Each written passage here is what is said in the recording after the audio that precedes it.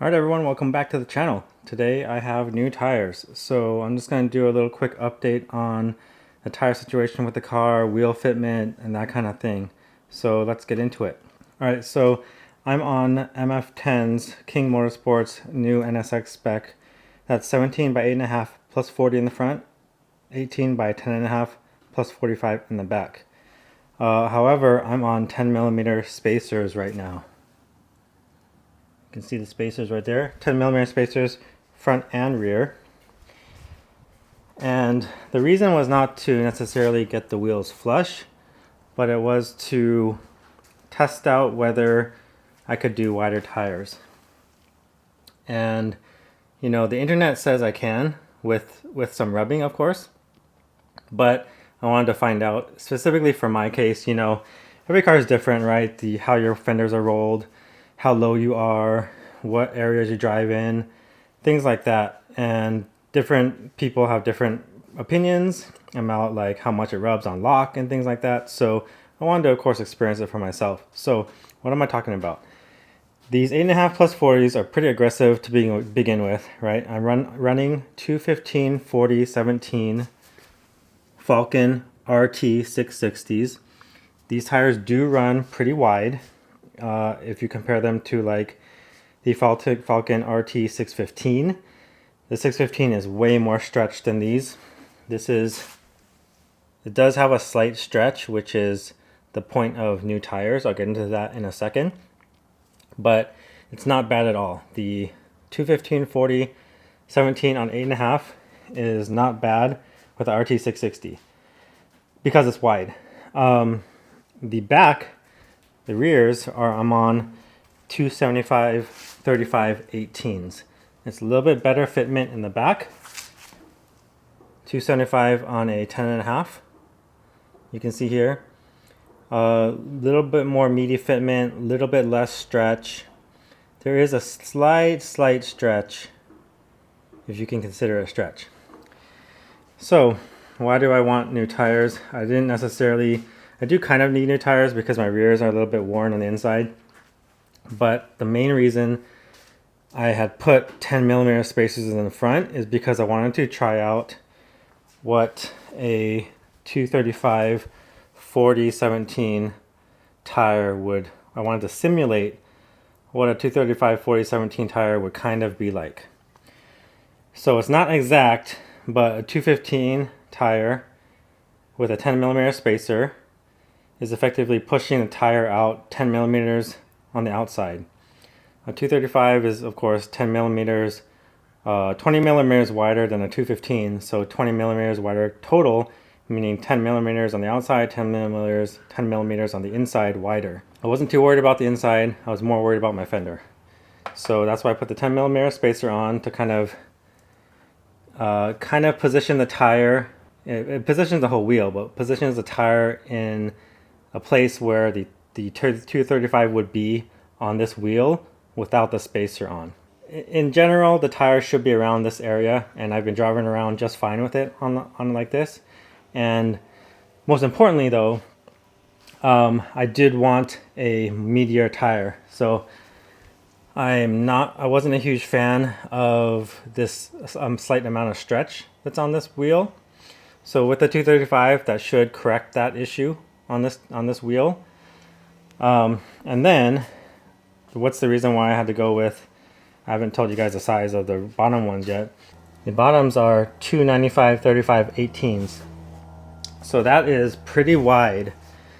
I'm not gonna lie, 275s were pretty fine on the 10.5, but to get the proper front to back ratio, AR, side profile, I needed to go 295.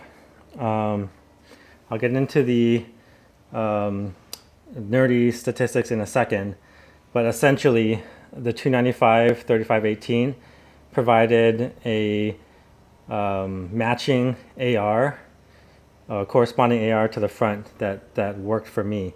So, and it's gonna get rid of the slight stretch that's on the rear wheels. So it's probably gonna bulge a little bit more than I would like, but we'll see I think I'll still like it because I like a meaty tire look.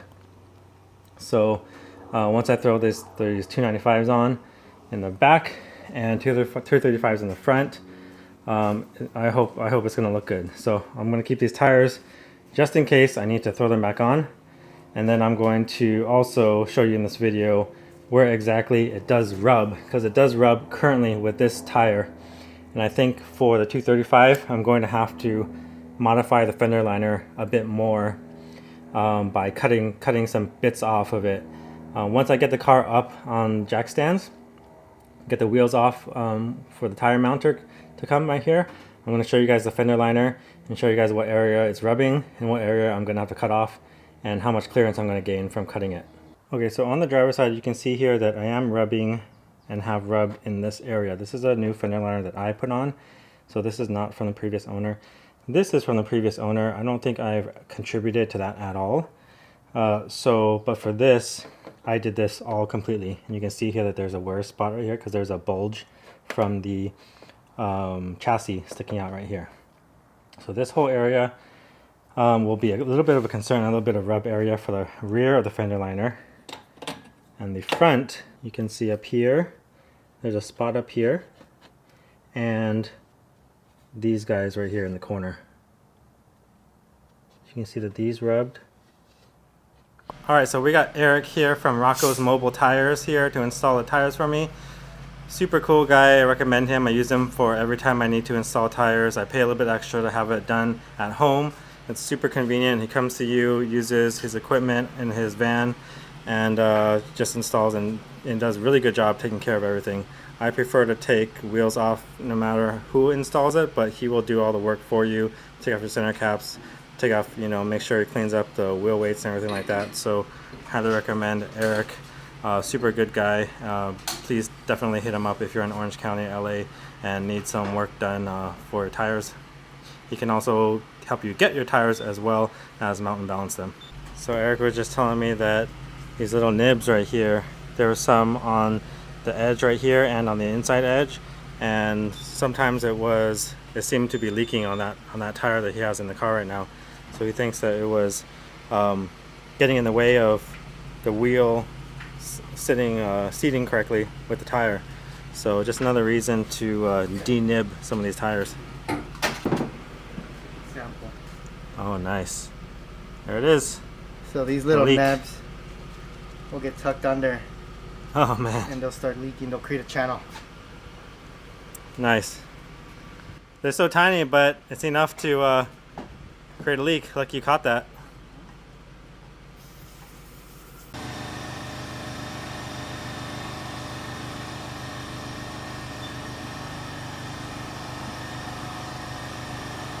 Alright, so as you can see, Eric did an amazing job. He always does.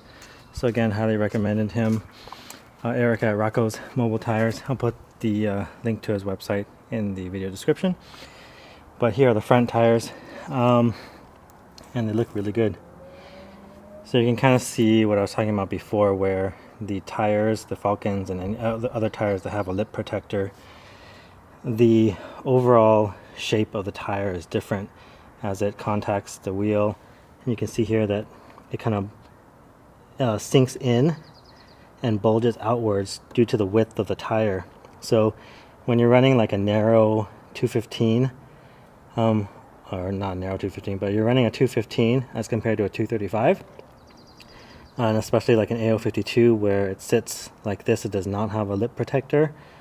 It's just, you can just imagine that a narrow width, it just makes it look awkward to me. Already here it looks slightly awkward where there's a little bit of lip sticking out, and with a narrower tire with this part sunken down, it just looks like the tire's almost unseated from the wheel, almost. So I hope that makes sense, but that's kind of why I was saying how I like tires with lip protectors, but if I have to go with a tire without a lip protector, I want it to be a wide tire in relation to the wheel, so there's kind of some bulge to it. So here's a look at the 295s now on the 10.5. It's definitely bulgier than the front, and that's expected. Again, I did not need necessarily a 295 width-wise, but I did need it in order to get the right amount of sidewall to front sidewall, rear sidewall to front sidewall ratio. And whether this works or not with TCS, I have no idea. TCS is disconnected in my car, so take that for what it is. I'm not responsible if you try this and sets off your TCS traction control. But yeah, I really like how these tires sit nice and meaty. I did already put on one of the fronts, and I've jacked it up and cranked it up, and it is touching the back. The front, it doesn't seem to touch too much, but I am going to shave off the fender liner as I showed you before. But yeah, it's looking really good, looking like a nice meaty tire like I really wanted it to. So I'm going to go ahead and show you guys what I do to cut the fender liner. And I don't know, it'll be my first time doing it, so take that with a grain of salt as well. If you follow along, I will let you know how it goes in the future, but I'm going to do that on video right now. Alright, so whenever you're cutting fender liner, my recommendation is always to use a brand new, fresh razor blade. A lot of people like to use Dremel cutting wheels. That's not the greatest method because it tends to tear up the rubber and the plastic and also melt it, and so it creates a lot of burrs. So you end up seeing people having to clean up the edges of the burrs, take off the burrs with a razor blade anyway or something like that. So let me show you what it looks like to take off, cut into fender liner with a brand new razor blade. So you just do a firm, score it once, and then I'm going to go across, and you bend it backwards if you can to look how clean this cut is. So that's the benefit of using a brand new razor blade, is that it's really easy. You get these really clean cuts.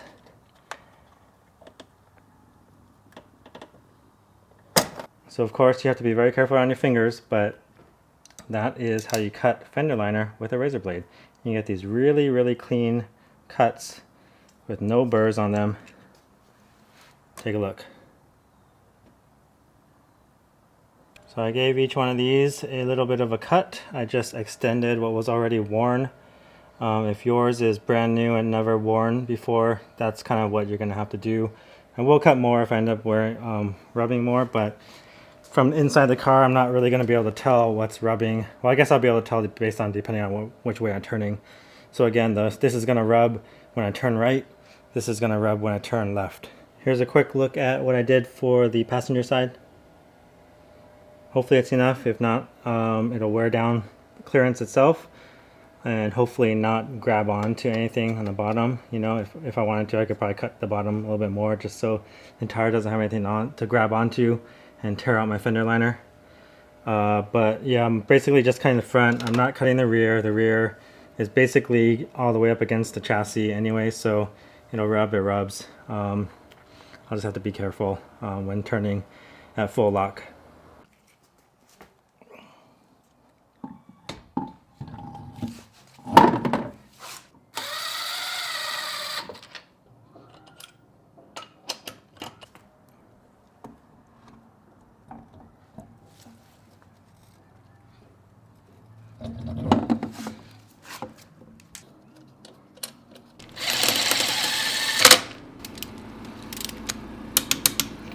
So one thing I do have to look out for when doing these 295s is the clearance on the inside to the coilover.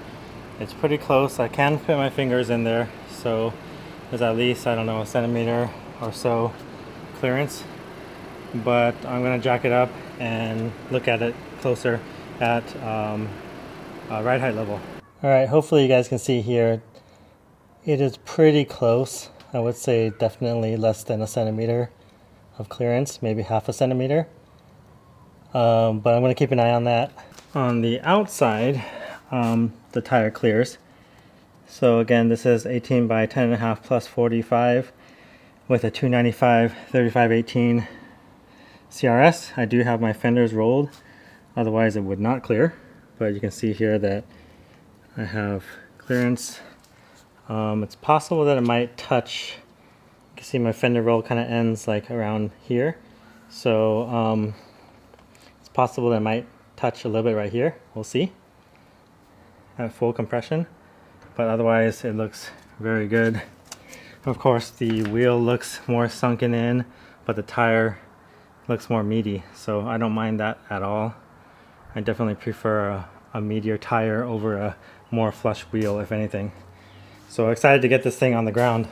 Alright, so here we are. I have to say I am very happy with how it looks. It's pretty much exactly what I had hoped and exactly what I thought it would look like. Again, compared to before, my wheel should be sunken in more since there's no more spacers, but the tire to fender clearance should be about the same, which it is. Of course, the tire is bulgier more, which I expected because it's a wider tire on the same width wheel that I had before. But it looks like the fender clearance is fine. Again, the biggest issue is going to be rubbing on the backside of the fender well, but that's pretty much going to be more than halfway turning or at full lock. So we'll see. I'm about to go on a test drive after this in a second. But the flushness of the tire looks good. And the side profile, that's exactly what I'm looking for in a tire and how meaty that is. So very, very happy with how that looks. Let's go ahead and look at the backs now.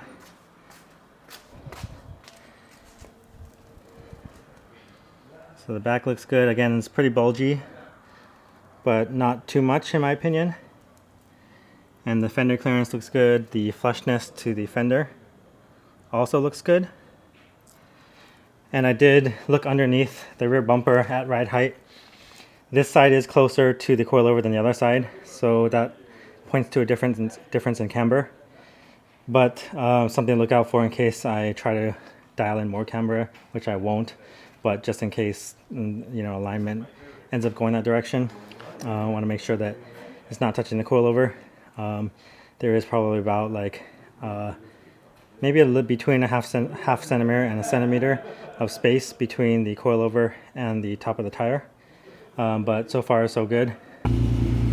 Alright, so here's what she looks like looking at the AR of the tires, and it looks very, very nice. So the front looks nice and balanced. It's of course a little bit, I'm not saying when I say AR being balanced, I don't mean exactly the same height, but I mean the fronts are a little bit smaller than the back, but balanced. I'll show you in a little bit in terms of spreadsheet numbers, but that right there is what I'm looking for. The no stretch on the front tires. This looks good. That's exactly what I'm looking for. Very happy with it. So here's the spreadsheet that I used to figure out which tire sizes I needed. Long story short, the RT660 in purple is my baseline that I started out with that I currently had on the car before the new CR-S, 215, 4017, and 275, 35, 18. Again, I was mainly concerned with the width of the tire and how it fit on the wheel, the diameter of the tire, overall diameter, and how much added AR there would be. And so the AR column was very important to me. So I had 86 and 96.25 to start with. I had other numbers, other people that ran different tires, like Chris B ran the 235 and the 275 setup of the RT660s. And you can see here that the ARs are pretty complementary to each other, very, very similar to each other. Kohei ran 235 and a 275 RE71RS. In a previous post, he mentioned 235/40, I think, but that was, I think, a mistype typo because they didn't make that size for the RE71RS. So anyway, I had all these options. 225/40 again is probably one of the better options, but that's pretty rare size. You can see here that it's only available on the Extreme Contact Force and the Hoosier Track Attack Pro, with the caveat that the Hoosier Track Attack Pro was not even available at the time of my ordering. I think it's scheduled to come out later in 2026. And I just wasn't a fan of the extreme contact force, how it looked. I ended up going with 235 size, and with the 235s, 235 45 is too tall. You're at a 105 AR, and if you're pairing that with like a 275, then the AR is be 96, and so I didn't want that much taller of a tire than the rear. Taller AR, I should say. Diameter being a 17 in the front versus 18 in the back. They're all raw diameters very similar with those two tires. But anyway, so all in all, I'm just trying to balance the size and look and everything like that.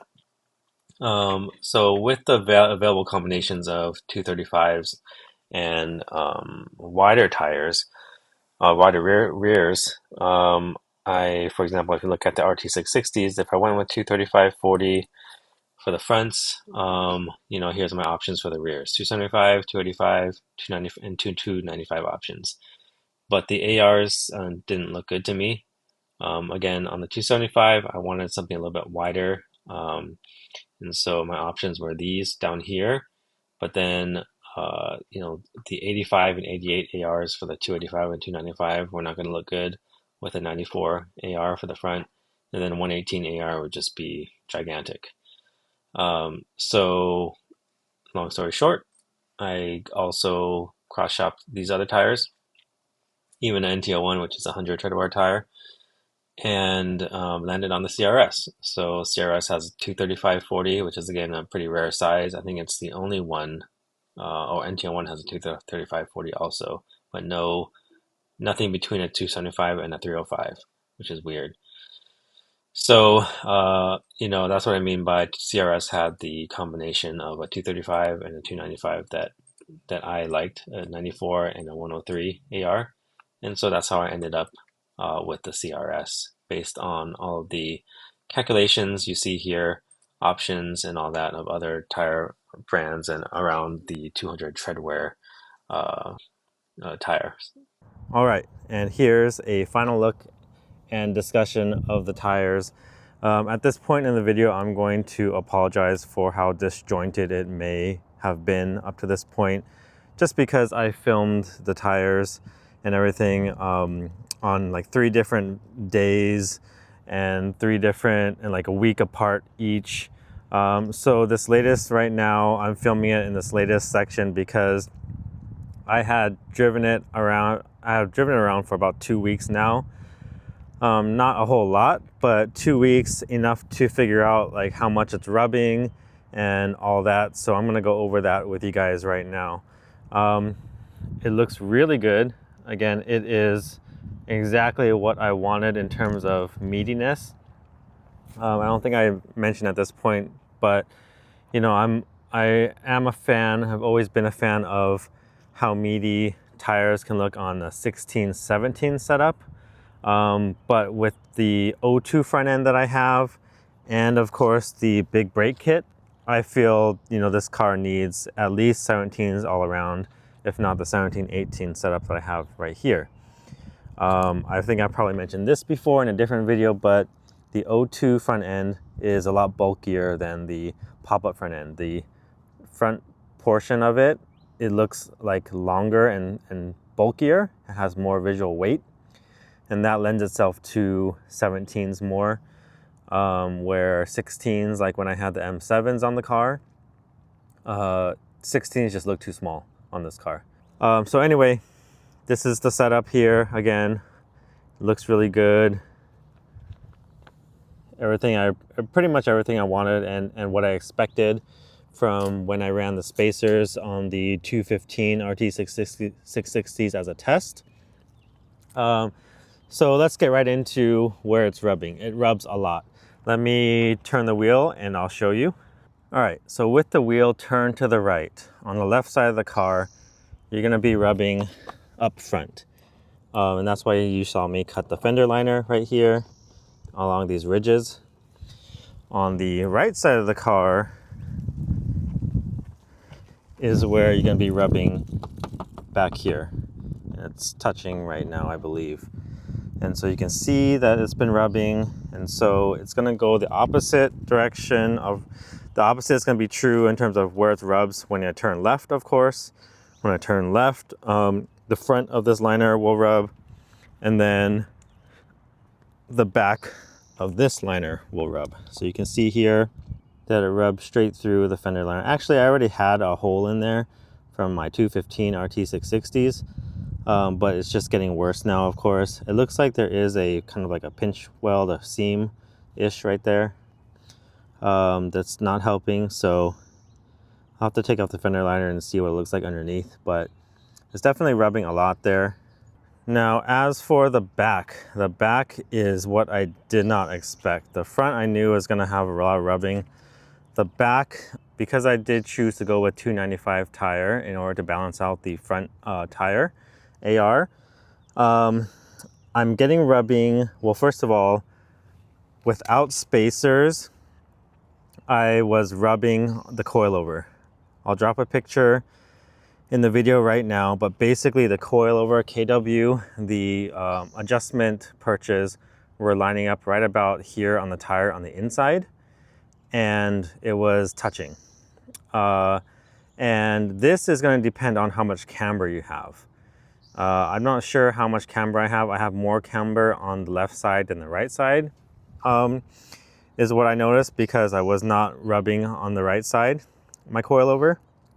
And so luckily I checked, and I did see a light black mark on my coilover, which would get worse as, you know, the tire cambers in, and if you were to run more camber as well. What I chose to do first was to run a 5mm spacer, but then it started rubbing on my fender too much.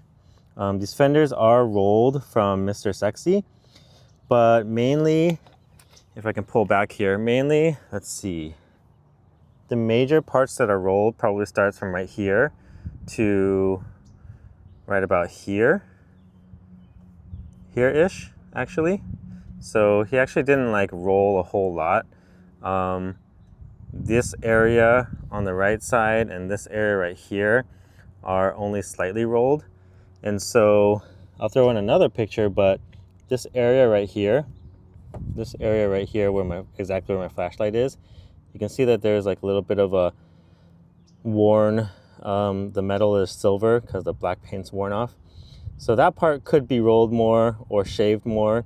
I probably will maybe grind it a little bit more in the future just to get that out, because I do still rub. So right now I have a 3mm spacer on here, and with a 5mm it rubbed too much. So my compromise was a 3mm spacer. It was enough to clear the coilover. It's still close. I put blue masking tape around the coilover and drove it with the 3mm spacer, just to make sure that, you know, when I hit dips and stuff, it doesn't camber and touch the coilover. And so far, so good. Again, I'll throw a picture in right now, but 3mm spacer is the compromise, and I can't go any smaller than that. So unfortunately, I do have to run a spacer in there, a 3mm, and luckily it clears the outer fender for the most part. Again, I just need to do like a slight bit of clearancing, but not a big deal. The rear is actually not too bad. I wish I could get away with no spacer, because that's the ultimate goal, but that's the way it is. So now, what is the verdict on the tires and the build at this point? The tires are really good. They're nothing to complain about, and nothing that I would have expected to complain about. They're super sticky tires.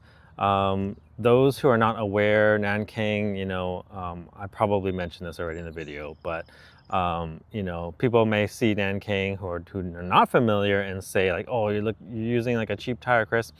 It's not a cheap tire. It's a track day tire.